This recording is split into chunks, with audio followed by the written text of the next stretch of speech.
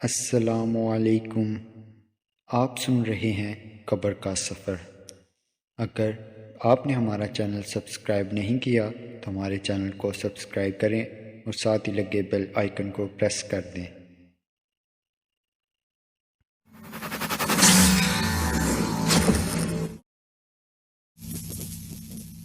انہیں کسی بھی سوال کا جواب نہ ملا تو وہ غصے سے چلے گئے۔ ان کے جانے کے بعد میری قبر میں تپش ہونے لگی تھی۔ میرے بائیں طرف سے ایک کھڑکی نما جگہ کھل گئی۔ اس کھڑکی میں سے آگ کے شعلوں کے ساتھ میرے قریب ہو رہی تھی۔ قبر میں بدبو بڑھنے لگی تھی اور قبر چاروں طرف سے تنگ ہوتی جا رہی تھی۔ آگ کی تپش سے میرے جسم کا بیاں حصہ جل رہا تھا۔ میں چیخا جا رہا تھا۔ چیخ کر پوچھا، یہ مجھ سے کیا ہو رہا ہے؟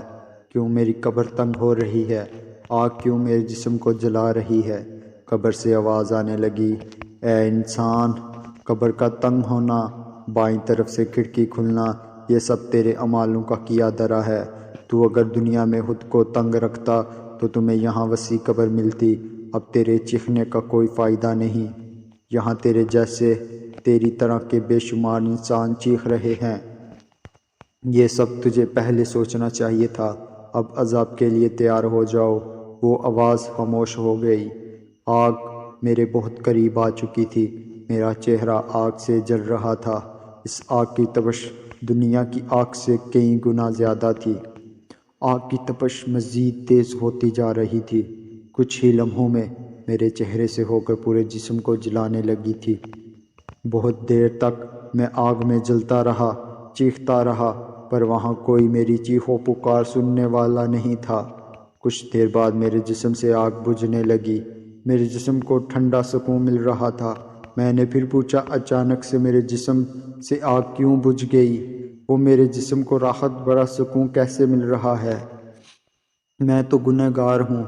غیبی آواز سے مجھے جواب ملا، دنیا میں تیرے وارث تیری بخشش کے لیے قرآن خوانی کروا رہے ہیں، اور جب تک تیرے لیے قرآن کی تلاوت ہوتی رہے گی تب تک تمہیں کوئی عذاب نہیں دیا جائے گا، اور یہ بھی ہو سکتا ہے اس قرآن اور دعاؤں کے صدقے تیری بخشش کی جائے۔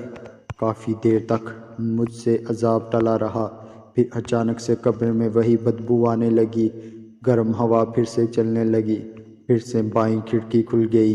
پھر غیبی آواز آئی، دنیا میں تیرے وارث اب بھی اگر اپنے دوستوں اور دنیا کے سامنے نام بنانے کو چھوڑ کر تمہارے نام کا صدقہ خیرات غریبوں اور مسکینوں میں تقسیم کریں تو اب بھی تمہاری بخشش ہو سکتی ہے، کیونکہ خدا تب بہت خوش ہوتا ہے جب کوئی اس کے بھوکے بندے کو روٹی کھلاتا ہے۔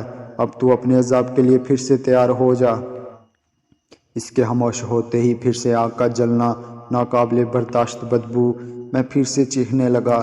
اتنے میں میری قبر سے ایک بڑا بچھو نکلنے لگتا ہے جو میرے پاؤں سے ہو کر میرے منہ کی طرف آتا ہے۔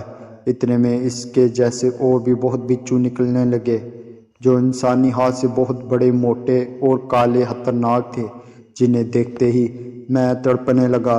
پھر چیخ کر پوچھا، یہ کیا ہو رہا ہے مجھ سے؟ غیبی آواز سے جواب ملا، اے انسان، یہ بچھو تمہارے گناہ سے پیدا کیے گئے ہیں۔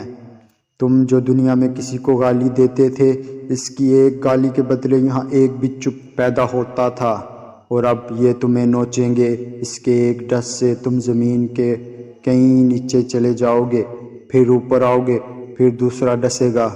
جتنی تم نے گالیاں دی ہوں گی، جتنے بچھو ہوں گے، اتنی ہی بار تمہیں ڈسا جائے گا، اور اس کی تکلیف کا کوئی اندازہ بھی نہیں لگا سکتا۔ اور اس تکلیف کے بعد تمہیں احساس ہوگا کہ کاش تم نے کسی کو مذاق میں بھی گالی نہ دی ہوتی۔ وہ ان گنت بچھو تھے جن سے میری قبر بھر چکی تھی۔ باری باری ایک ڈستا گیا۔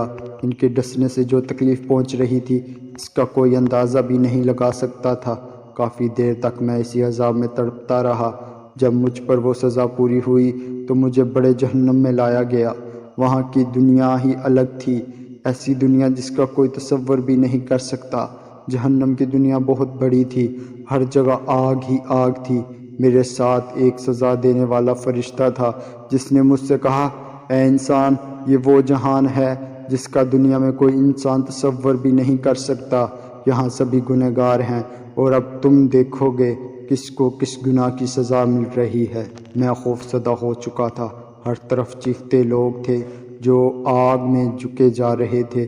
میں ایک جگہ پہنچا جہاں جہنم کا ایک بڑا گڑھا تھا جس میں ان گنت لوگ جل رہے تھے۔ ان کی چیخیں اتنی زور سے تھیں کہ اگر وہ آوازیں دنیا میں سنائی جاتی تو ہر انسان کے کانوں کے پردے پھٹ جاتے۔ جس طرح وہ لوگ آگ میں جل رہے تھے، اگر دنیا والوں کو دکھائی دیتا تو وہ دیکھتے ہی مر جاتے۔ پھر فرشتہ کہنے لگا، جہنم کے اس گڑھے میں یہ سب مسلمان ہیں، انہوں نے دنیا میں بہت سے اچھے کام کیے، غریبوں مسکینوں کی مدد کی، خدا کے نام کی خیراتیں کی، لوگوں کے کام آئے، پر انہوں نے وہ نہیں کیا جو انہیں یہاں کام آتا۔ انہوں نے نمازیں نہیں پڑھیں۔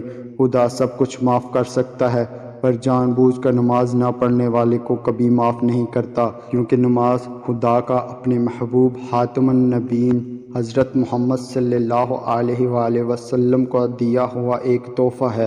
اگر کوئی بندہ اس کے محبوب کو دیے تحفے کی لاج نہیں رکھتا تو پھر خدا بھی اس بندے کی لاج نہیں رکھتا۔ اس لیے عذاب میں جل رہے ہیں کیونکہ انہوں نے جان بوجھ کر نمازیں نہیں پڑھیں۔